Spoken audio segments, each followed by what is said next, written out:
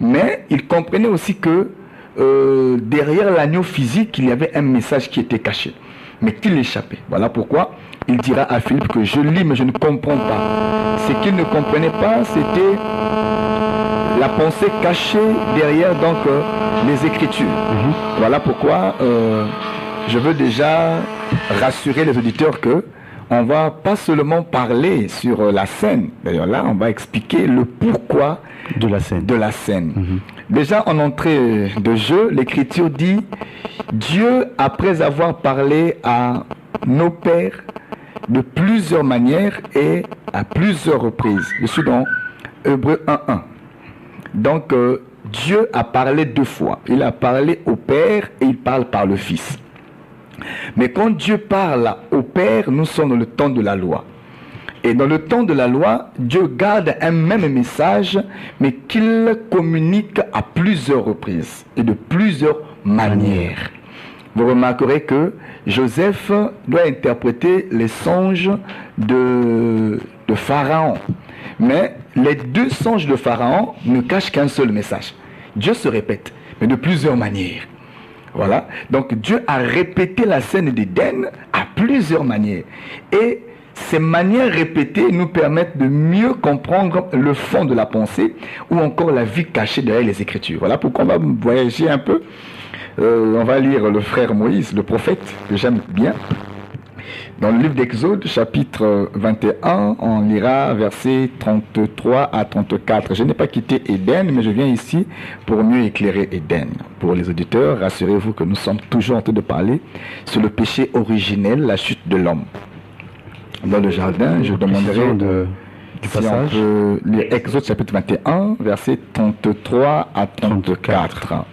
Nous lisons la parole dit dans le livre d'Exode, au chapitre 21,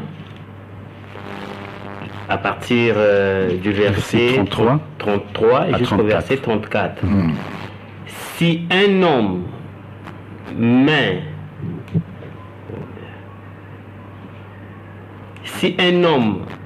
à découvert une citerne, ou si un homme en creuse une et ne le couvre pas, et qu'il y tombe un bœuf ou un âne, le possesseur de la citerne paiera au maître la valeur de l'animal en argent et aura pour lui l'animal mort. Si le bœuf... Non, c'est bon, merci. Ça va? On pourra aussi lire Matthieu chapitre 11. On va lire Matthieu 12, versets 10 à 11. Pour vous les auditeurs qui recopiez les passages bibliques, Matthieu 12, chapitre 12. Versets 10 à 11. Je souhaite que les auditeurs lisent avec nous, parce que là on prend les Écritures, après on va expliquer la pensée de Dieu. Nous lisons dans le livre de Matthieu chapitre 12 à partir du verset 10. Et voici, il s'y trouvait un homme qui avait la main sèche.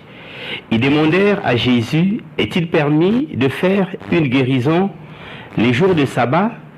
C'était afin de pouvoir l'accuser. Il leur répondit, lequel d'entre vous, s'il n'a qu'une brebis et qu'elle tombe dans une fosse le jour du sabbat, ne la saisira pour l'en retirer? Combien un homme ne vaut-il pas plus qu'une brebis? Il est donc permis de faire du bien les jours de sabbat. Alors, il dit à l'homme, étends ta main, il étendit et elle devint saine comme l'autre. Voilà, je veux prendre aussi Luc 6, 39. Nous lisons aussi dans le livre de Luc, chapitre 6, au chapitre 6, verset 39. L'Écriture déclare, il leur dit aussi cette parabole, un aveugle peut-il conduire un aveugle? Ne tomberont-ils pas tous deux dans une fosse? Que Dieu bénisse sa parole. Amen. Amen. Nous avons dit que Dieu parle de plusieurs manières et à plusieurs reprises. par les pères. Or, parler par les pères, c'est tout le temps de la loi de l'ancienne alliance que nous comprenons la suite du temps, du matin des choses. Et dans ce temps-là, Dieu a parlé et Dieu s'est répété. Mais dans tout ce que Dieu disait, il véhiculait un même message.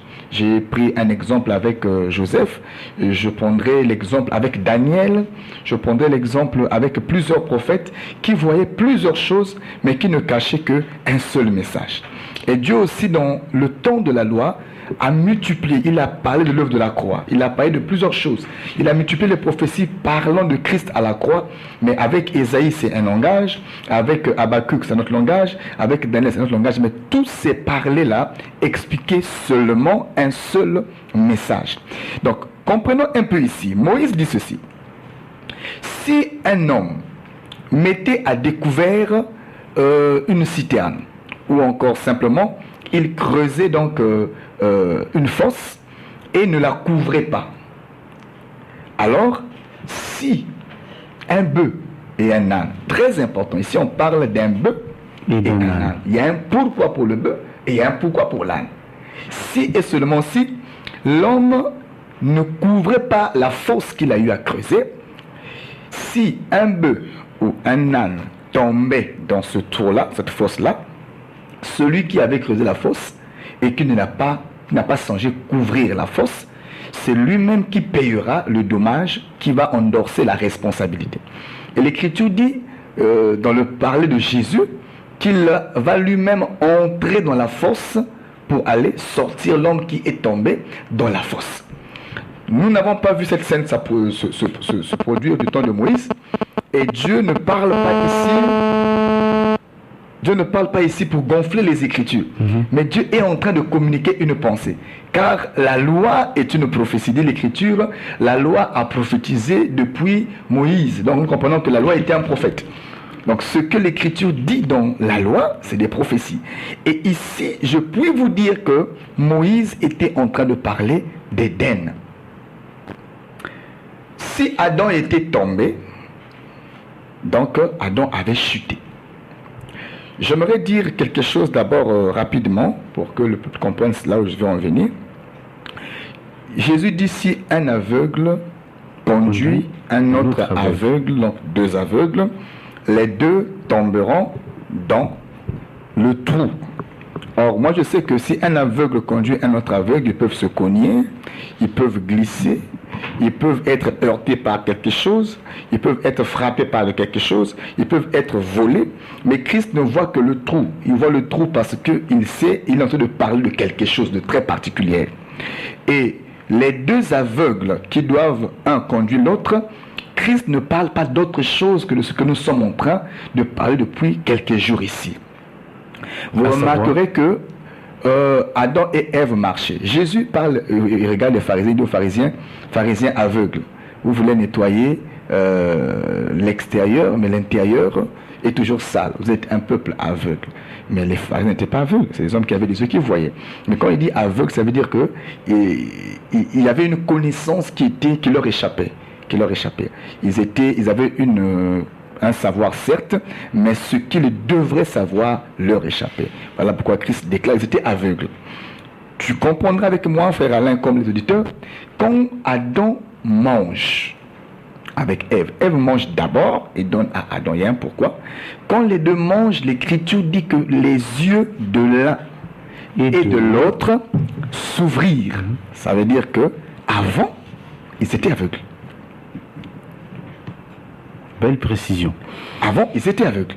Maintenant, comment Dieu peut-il confier la responsabilité d'un jardin à un aveugle?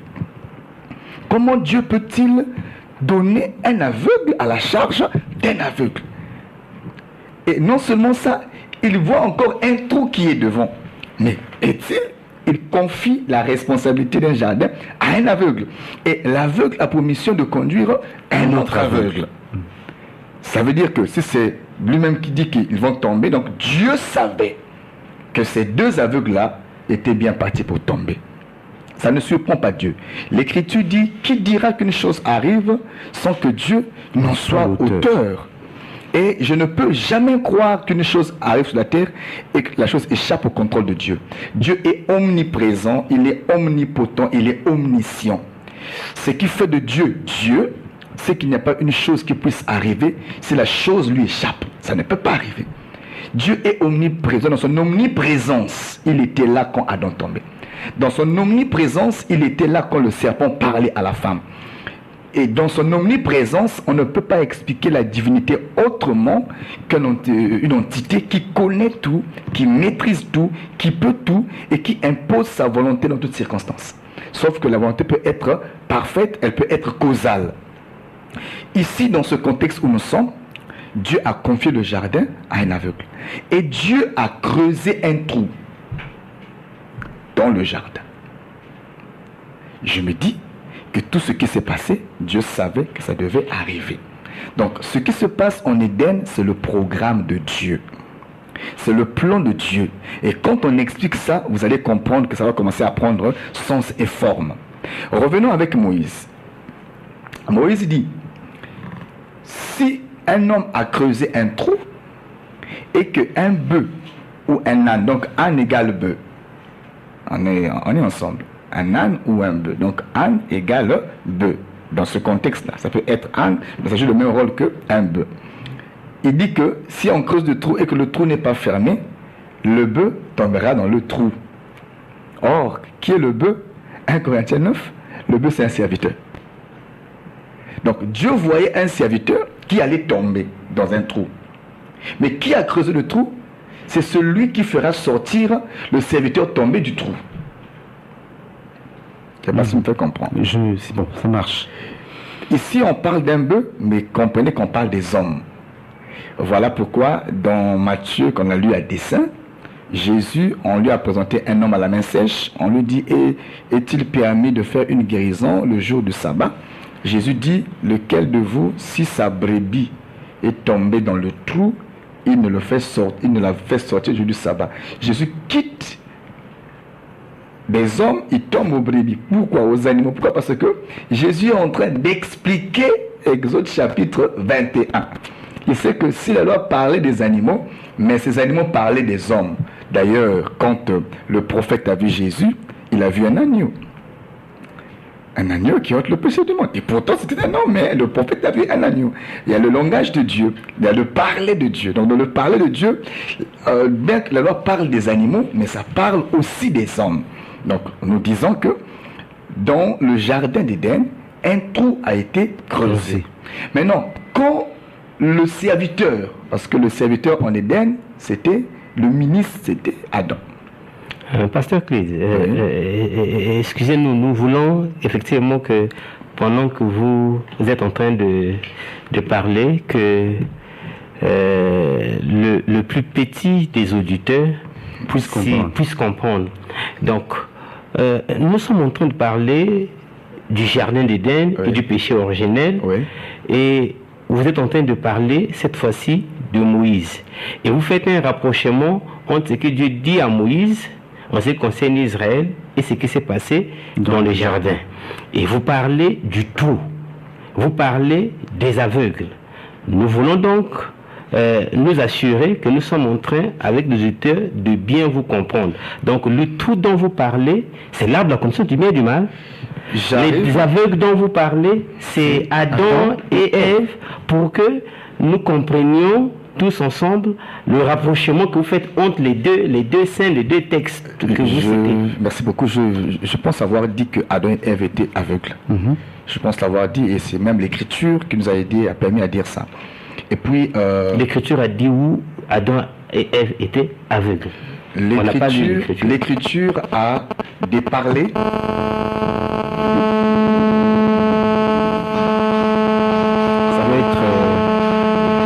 Qui va réagir. Vous permettez, Pasteur Clé? Oui, seulement la pensée n'est pas encore libérée. Bon, nous allons y revenir. On peut prendre la question, oui. Allô? Oui, alors, bonsoir. Bonsoir. Oui, je demande de quel sujet que vous parlez. Nous sommes en train de parler du péché originel dont parle la Bible dans le jardin d'Éden. Le secret caché. Pardon? Le jardin d'Éden et le péché originel. Ah, le péché originel. Oui. Nous avons commencé à expliquer ça depuis quelques jours déjà. Et donc aujourd'hui, nous continuons à développer certaines profondeurs sur ces sujets. Maintenant, si vous avez des questions, si vous avez des éclaircissements à rechercher, en tout cas, c'est pour vous, auditeurs, que l'émission existe. Ah, donc quand on dit que dans le jardin, donc on veut dire, donc on disait que non, il y a un secret qui est là-bas. C'est ça, non? Pardon, il y a comment? Vous avez une question à poser ou un éclaircissement à rechercher. En tout cas, le thème, c'est le jardin d'Éden et le péché originel. C'est tout un message qui se cache là. Et nous sommes en train de, par la bouche de l'homme de Dieu, le pasteur Clip Mundanga, voilà, de sonder Dieu caché dans ces écritures-là. Maintenant, si vous avez une question à poser, vous pouvez la poser. Bon, de rien. Moi, je dis ceci que Adam et Ève sont mariés par Dieu. Donc, c'est Dieu qui a demandé à Adam et Ève.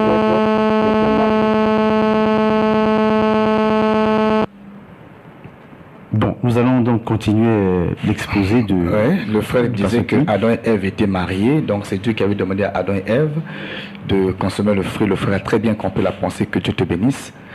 Nous pouvons donc avancer dans la pensée ici. L'Écriture dit que le jour où les deux ont mangé le fruit, leurs yeux s'ouvrirent. Ça veut dire que les yeux n'étaient pas encore ouverts avant de manger le fruit. Donc ils étaient aveugles, c'est ce que vous appelez être aveugle. Évidemment, pour que nous comprenions. N'a pas les yeux ouverts, il est aveugle. Ok. Comprenons la pensée de Dieu. Dieu ne parle pas comme les hommes parlent. Dieu a son parler à lui, Dieu a son langage à lui. Le pasteur a parlé en termes de rapprochement. Oui, ça c'est en français qu'on dira ça. Mais l'Écriture dit que Dieu parle de plusieurs manières. Ce n'est pas un rapprochement, mais c'est un parler répétitif de Dieu. Dieu parle et il parle et il parle, mais de plusieurs manières. Rapprochement, ce n'est pas trop le sens que nous voulons présenter au peuple, mais c'est toujours le parler de Dieu de plusieurs manières. Et ici, Dieu parle encore d'Éden, parce que le bœuf, 1 Corinthiens 9, est un serviteur, un ministre de la parole. Or que dans le jardin d'Éden, celui qui avait la charge, la gestion du jardin, le serviteur que Dieu avait placé là-bas, c'était Adam. C'est Adam qui donne les noms aux hommes et tout. Et le bœuf qui est tombé, c'était Adam qui était tombé. Mais si Adam est tombé, ça veut dire qu'il y a un trou dans lequel Adam était tombé. Et Jésus explique que nous voyons un homme qui marche, mais qui a une main sèche. Jésus le voit dans un trou. Comment ça? Matthieu 12, on l'a lu. L'homme marchait, seulement sa main était sèche. Mais quand Christ interprète le fait qu'il marchait, il dit lequel de vous, lorsque son bœuf est tombé dans une fosse, il ne va pas le récupérer. Et cet homme qui ne vaut-il pas plus qu'un bœuf? Donc Christ compare l'homme qui marche à un bœuf qui est tombé dans le trou. Donc Adam, bien qu'il marchait après la chute, Dieu voyait Adam dans un trou. Nous le disons, Adam est tombé. Nous le disons que tous nous sommes tombés en Adam. Et on est tombé comment? C'est dans un trou. Maintenant, qui a creusé ce trou-là? Un auditeur encore en ligne. Nous allons le prendre. Bonsoir. Bonsoir les hommes de Dieu. Bonsoir. Oui, c'est le frère Madiala. Ah, le frère Madiala. Oui, je suis en train de vous suivre. Pardon? Je suis en train de vous suivre. Oui. Vous avez une question? Oui. Vous avez dit que Adam et Ève étaient des aveugles. Oui. Aveugle comme un non-voyant ou bien aveugle comme celui qui n'a pas de la connaissance?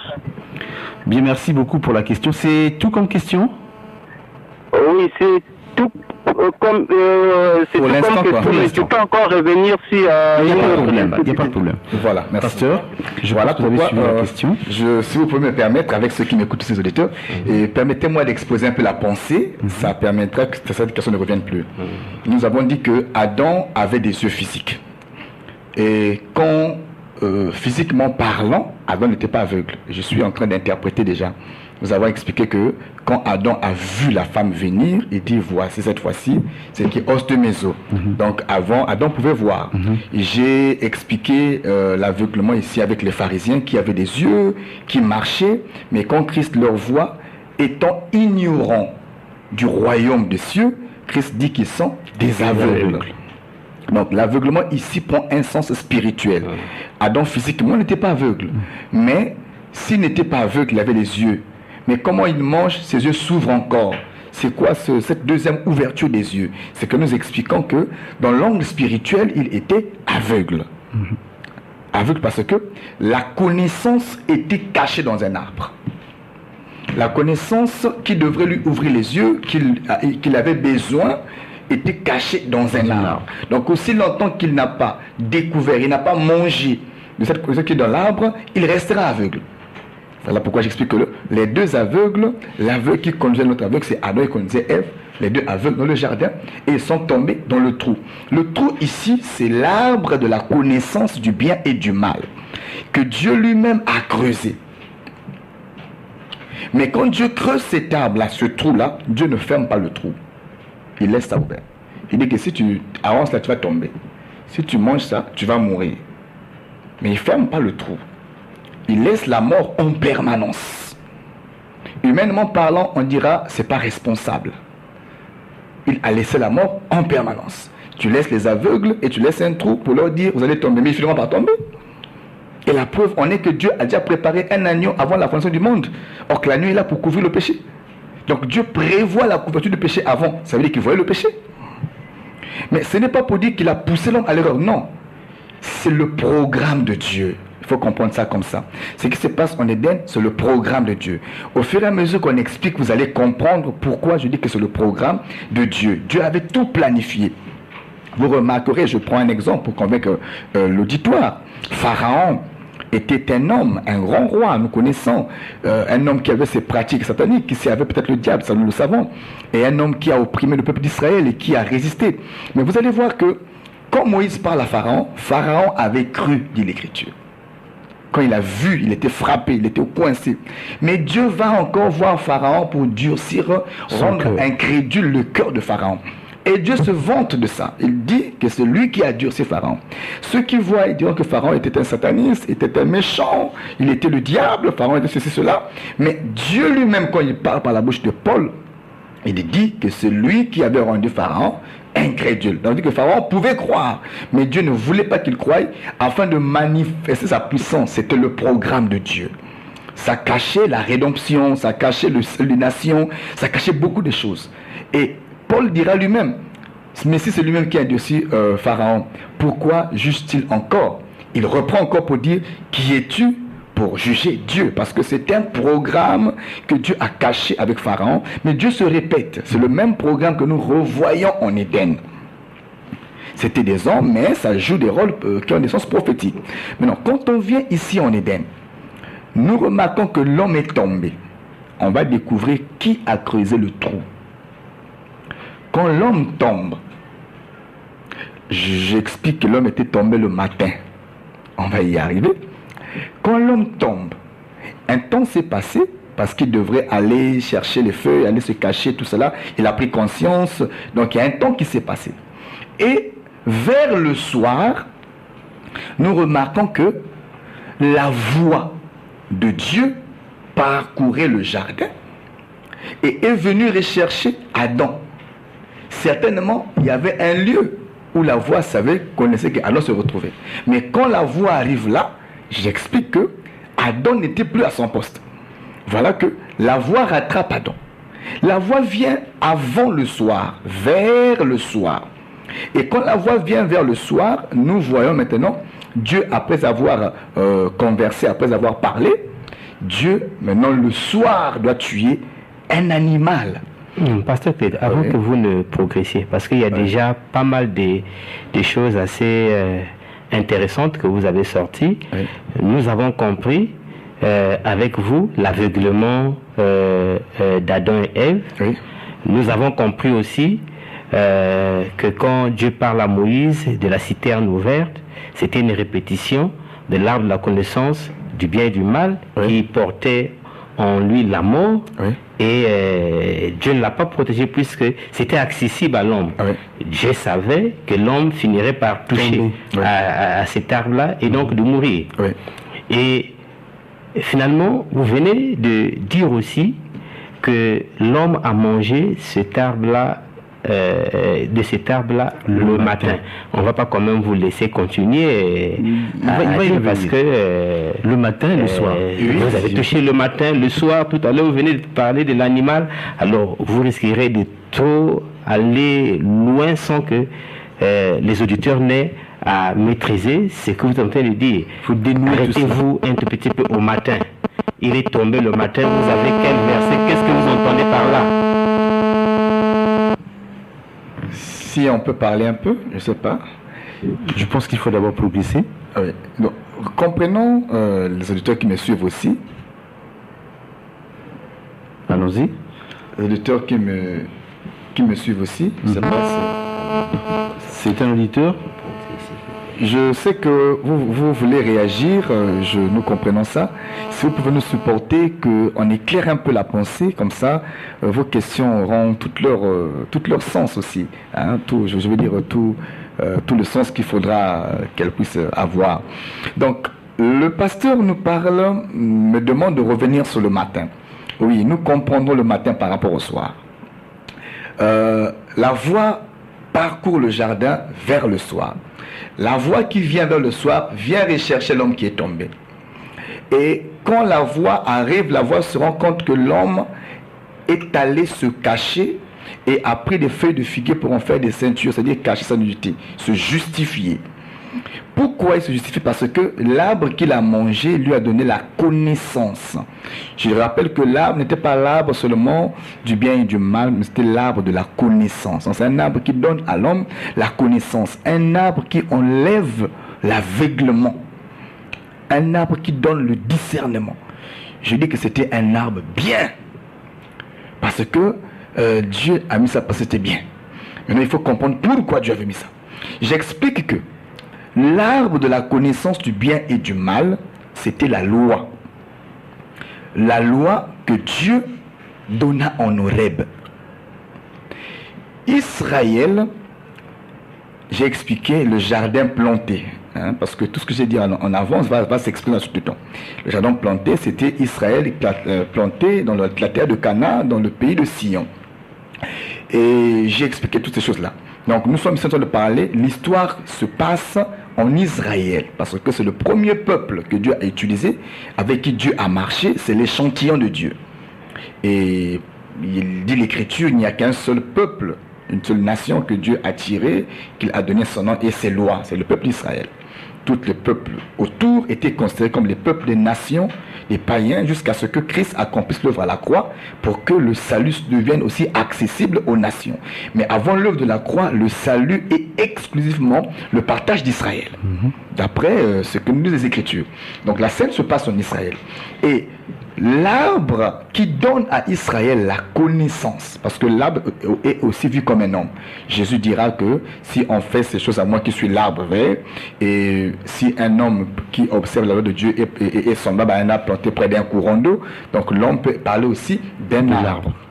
Et quand on dit même que Adam et Ève devaient manger de tous les arbres du jardin, ces arbres-là furent des prophètes qui avaient des fruits, qui avaient un message. Je ne suis pas là-bas.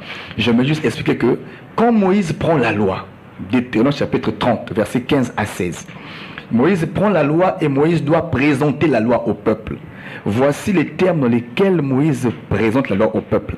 Il dit, voici, je mets devant vous le bien et le mal. Et la loi est elle-même une connaissance. Le bien et le mal. Et quand Paul vient prêcher sur la même chose, Paul dit, j'ai connu le péché à cause de la loi.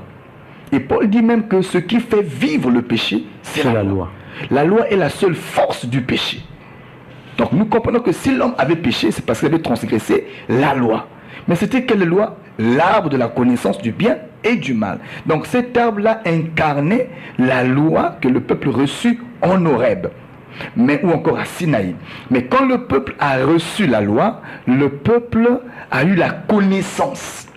Autrefois, le peuple marchait avec une certaine connaissance, mais qui était aussi semblable à un aveuglement. Une fois que la loi de Moïse vient, c'est alors qu'on comprend que prendre sa sœur, c'est de l'inceste. Pasteur Pete, Les avant que yeux vous ne s'ouvrent. vous éloignez, excusez-nous, excusez-nous de vous interrompre, nous voulons marcher ensemble avec vous. En tout cas, les auditeurs veulent être à vos pas. Oui. Vous parlez de l'histoire du jardin d'Éden. Oui. C'est ça notre thème.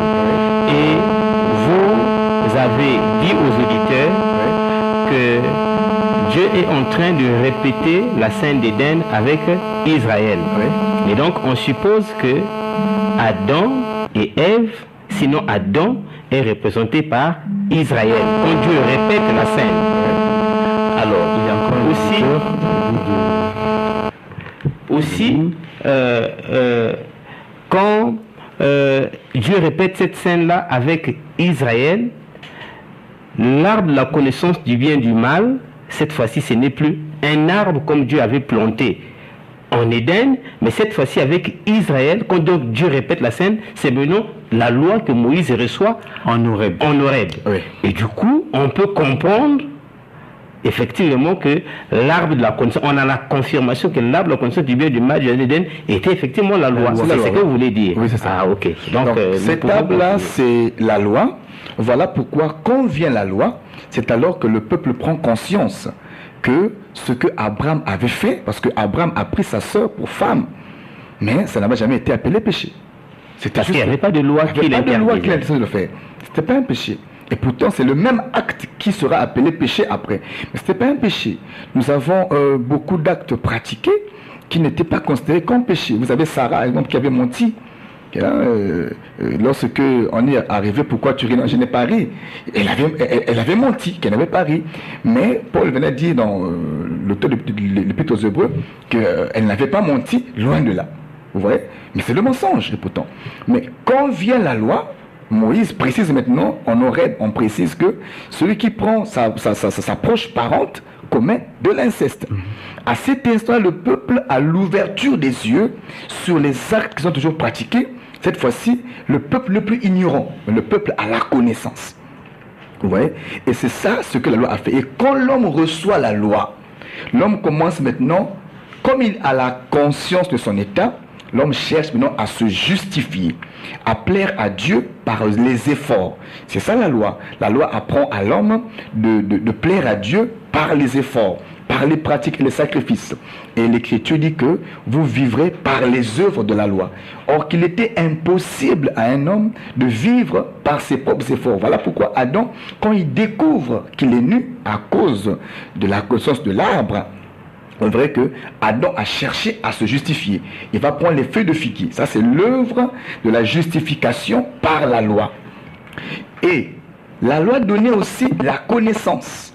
Voilà pourquoi la voix vient vers le soir. Et quand la voix vient vers le soir, ça veut dire que l'acte s'est passé bien avant. Or que quand Moïse sépare la journée, Moïse ne connaît pas midi. Moïse dit, il y eut un matin et il y eut un soir. Ce fut le jour. Ça veut dire un soir et un matin. Voilà, il y eut un soir, il y eut un matin. Le jour dans la Bible est divisé comme ça. L'histoire du matin, midi, soir, c'est l'histoire de latin, l'histoire de grégorien, et voilà, nous les nations. Mais en Israël, il y a un matin, il y a un soir. Ou encore le milieu du jour. Mais on parle beaucoup plus du matin et du soir. Et si donc la voix vient vers le soir, ça veut dire que l'acte s'est produit au matin. Pourquoi le matin? Il y a un pourquoi, je vais arriver, mais je vais expliquer le matin par rapport au soir, pour que le peuple comprenne, parce que tout le peuple en général a une idée déjà du soir. La voix vient vers le soir, donc presque le soir, et ce sera donc la voix qui va converser. Le soir maintenant, quand Dieu a compris que l'homme est coupable, Dieu va maintenant tuer un animal, et avec la peau de cet animal-là, Dieu va vêtir l'homme, et ensuite pour le chasser du jardin. Nous disons ceci, la voix maintenant, parce que le matin c'est le temps de la loi. La loi a été donnée à Moïse le matin. Et dans les Écritures, la loi est représentée par le matin des choses. L'Écriture dit que Dieu envoya les prophètes dès le matin. Ça parle du temps de la loi, le temps des prophètes. Et Dieu aussi a inauguré la loi. Moïse fait l'inauguration de la loi un matin. Et l'alliance aussi est inaugurée un un matin. Donc l'ancienne alliance est inaugurée aussi un matin. Voilà pourquoi on dit que l'ancienne alliance ou encore la loi, c'est le matin des choses. Maintenant, vers le soir, une voix va parcourir le jardin avant la mort de l'animal. Il faille que la voix parcourt le jardin. La voix qui vient, c'est pour relever l'homme. Pourquoi? Parce que celui qui a creusé le trou, comme a dit Moïse, doit lui-même venir pour sortir l'homme de ce trou-là. Puisque c'est Dieu qui donna la loi et que le peuple n'a pas pu vivre d'après la loi, parce que quand Dieu donne la loi, dit l'Écriture, il leur a donné une loi dans sa colère. Donc dans le matin, Dieu était fâché, c'est aussi un autre langage. Et la loi dit que si tu te fâchais le matin, il ne faudrait pas que le soleil se couche sur ta colère. Ça parlait de Dieu lui-même, qui s'est fâché le matin, en donnant la loi au peuple, mais avant que le soir n'arrive, le coucher du soleil, Dieu doit se repentir de sa colère. Or, pour qu'il se repente de sa colère, la voix doit d'abord venir. Et la voix qui est venue, c'est l'homme de Jean-Baptiste. La Bible dit, quand on a demandé à Jean-Baptiste, qui es-tu? Es-tu le prophète? Es-tu ceci? Es-tu cela? Il dit non, je suis la voix qui crie dans le désert. Or, la voix vient pour préparer le chemin. Le chemin de qui? De l'animal qui doit être tué afin de couvrir l'homme, afin de relever l'homme de la chute. Or, la voix qui était venue, c'était Jean-Baptiste, qui vient préparer le chemin, qui vient emmener le peuple à la repentance, qui vient crier pour que le peuple se revienne à son bon sens, qui vient crier aux oreilles d'Adam pour dire, Adam, tu as péché, tu as mal fait, reviens et le Seigneur peut te faire grâce. Et voilà comment Jean-Baptiste, après son œuvre qui devait appeler le peuple à la repentance, alors il faut qu'un animal soit tué. La Bible n'a pas donné le nom de l'animal. Mais le ministère, c'est la réponse aux questions difficiles. C'est ça le ministère. Paul a dit, nous sommes les dispensateurs des mystères de Christ. C'est ça un ministre de la parole. Et je crois que mon grand frère Paul a dit vrai. Et un ministre de la parole doit être capable de faire parler Dieu. Et ce que nous allons faire ce soir, je veux consulter un bien-aimé que j'aime bien, le frère Salomon. Salomon dit que les bœufs sont pour acheter un champ et les agneaux pour se vêtir. Ok? Je comprends par là que les agneaux, c'est pour vêtir l'homme. Mais quel est l'homme qui devait être vêtu, qui n'avait pas d'habit? C'était le frère Adam. Alors, l'animal tué, dont le nom était caché, nous comprenons simplement que c'était un agneau. Voilà pourquoi le jour où la voix porte un corps dans la personne de Jean-Baptiste, la voix ne peut pas voir un autre animal pour couvrir le péché. La voix ne voit qu'un agneau. Quand Jean-Baptiste voit cet animal qui était mort en Éden venir, Jean-Baptiste est clair, il confirme le témoignage de Salomon parce que les Écritures, ce sont les frères qui s'embrassent. Les prophètes, c'est les frères qui s'embrassent. Jean-Baptiste confirme, voici l'agneau. Pourquoi?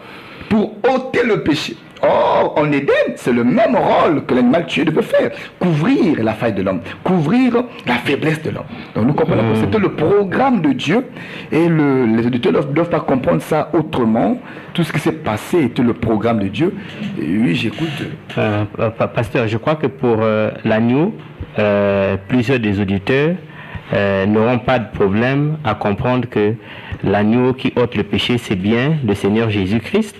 Nous voulons aussi donner la précision aux auditeurs. Le pasteur a cité un passage où il est écrit « Les agneaux sont pour te vêtir », c'est Proverbe 27, verset 26.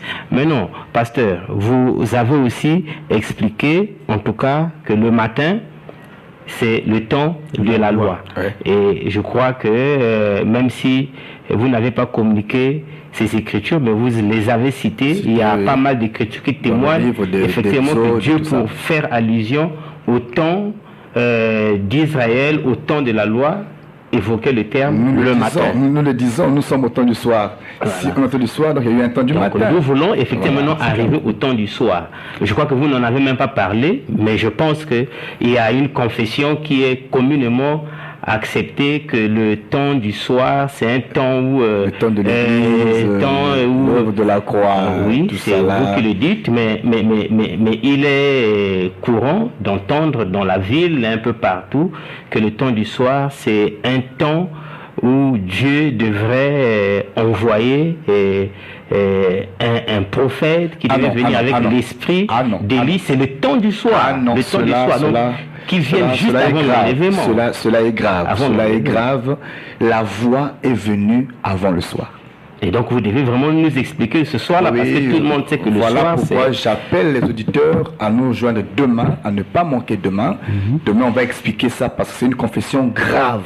La voix est venue avant le soir, pas après le soir. Il fallait que le peuple soit... J'ai toujours dit que le peuple reste dans les Écritures.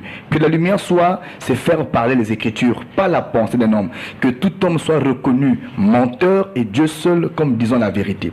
Je rappelle que vous pouvez nous contacter dans les numéros qui seront donnés. Mais le pasteur Clyde peut être contacté aussi à la base. Notre église est à la base Socoprise, juste au pont de Socoprise. Vous avez donc l'immeuble au pont de Socoprise.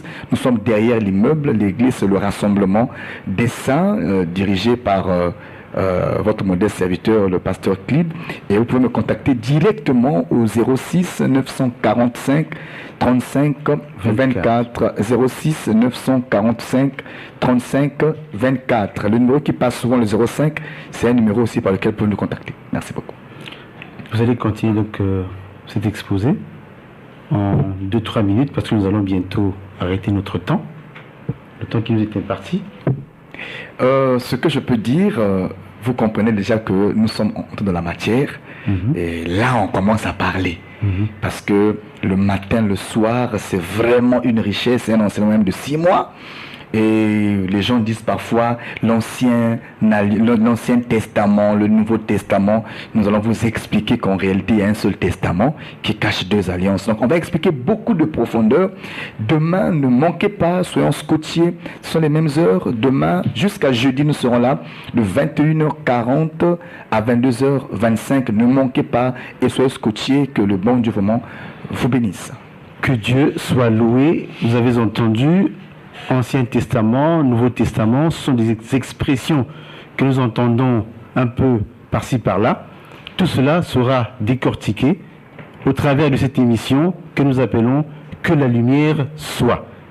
Vous comprenez même depuis l'expression « Que la lumière soit », c'est la préoccupation même de cette émission, car nous voulons désormais que le peuple soit véritablement éclairé par rapport à la compréhension de la parole de Dieu. Voici, nous sommes à la fin de cette émission. Rassurez-vous, nous allons nous retrouver demain à partir de 21h40 jusqu'à 22h30. Que ceux qui ont des oreilles entendent ce que l'Esprit dit à l'Église Corps de Christ, et que ceux qui entendent comprennent la parole de Dieu. À bon entendeur, shalom.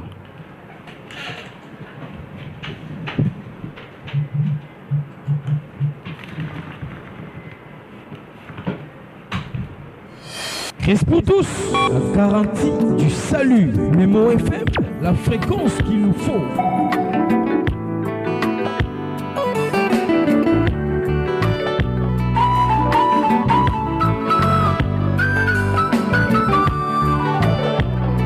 Ma Bible me dit que la parole est une épée. Quand elle pénètre, elle partage la main et l'esprit. Attriste l'homme et produit la repentance. Et comme une épée, elle fait aussi couler le sang. C'est la vraie circoncision. L'ancienne vie est passée et l'homme devient une nouvelle créature. La mauvaise vie, les mauvais désirs de la chair sont anéantis par la puissance de la parole.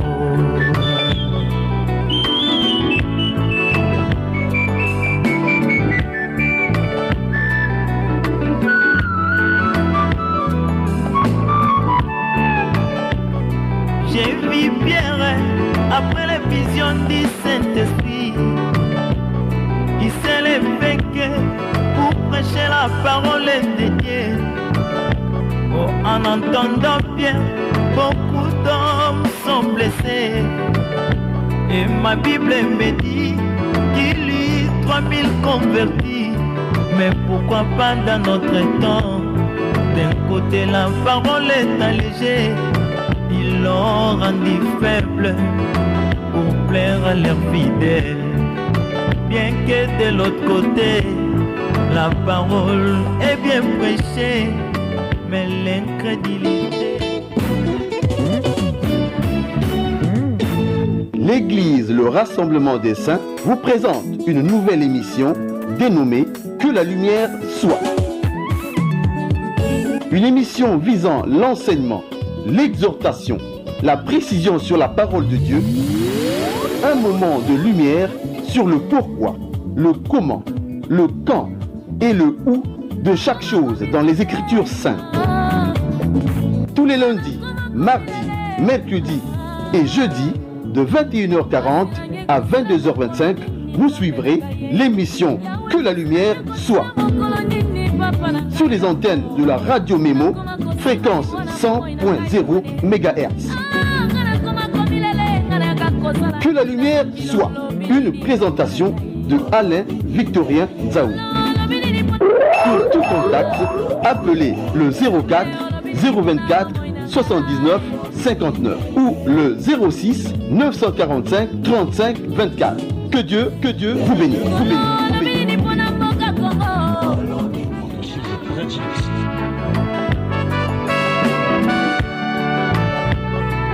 Comme une lettre d'un époux à son épouse, il me l'a envoyé par l'intermédiaire des ministres.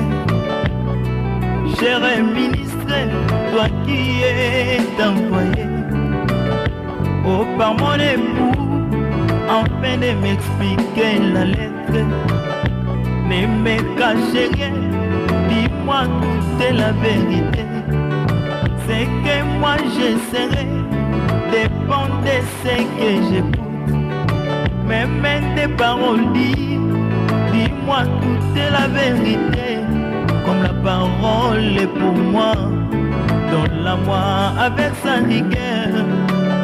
Si je suis de Dieu, je dirai toujours Amen.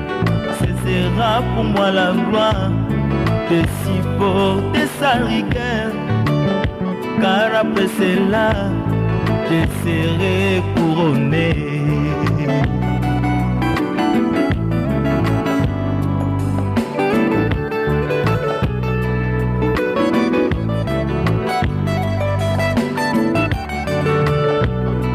Comme un marteau qui brisait les rocs, la parole est dédiée. Jusqu'à ce que la pierre prenne la forme. Comme autant que Salomon construisait les temples. C'était dans la carrière que la pierre prenait la forme. Et tous les bruits ne se trouvaient que dans la carrière. Et là où l'on construisait, il n'y avait aucun bruit. Aujourd'hui la carrière, c'est bien nos assemblées. Pour les marteaux, la parole est dédiée, nous donner la forme. Mais bien que c'est difficile, ces coups de marteau, je sais mon Seigneur, ce que tu veux que moi je sois sera manifesté à la fin du travail. Et en ces temps, je serai vraiment utile quand tu construiras ton corps, mon Jésus.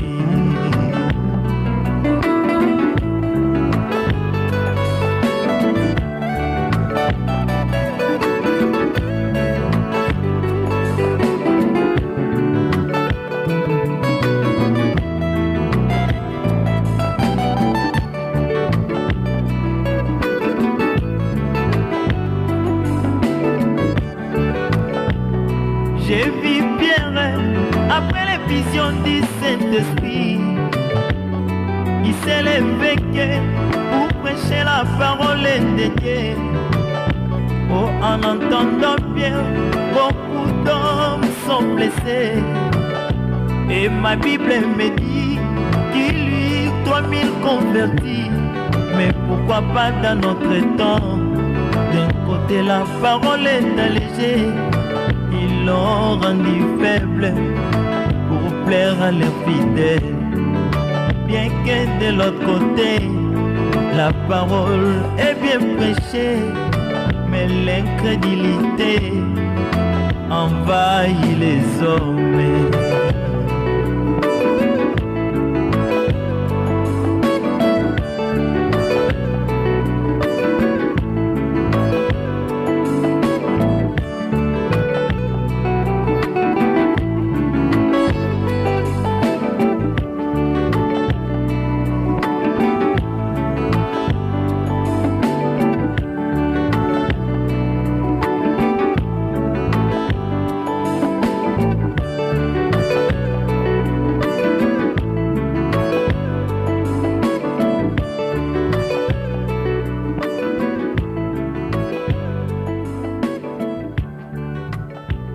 Notre émission Que la lumière soit. L'Église, le Rassemblement des Saints, vous présente une nouvelle émission dénommée Que la lumière à savoir soit. la construction du tabernacle. Une émission visant l'enseignement, l'exhortation, la précision sur la parole de Dieu, un moment de lumière sur le pourquoi, le comment, le quand et le où de chaque chose dans les Écritures saintes. Tous les lundis, mardis, mercredis et jeudis, de 21h40 à 22h25, vous suivrez l'émission Que la lumière soit. Sur les antennes de la radio Mémo, fréquence 100.0 MHz.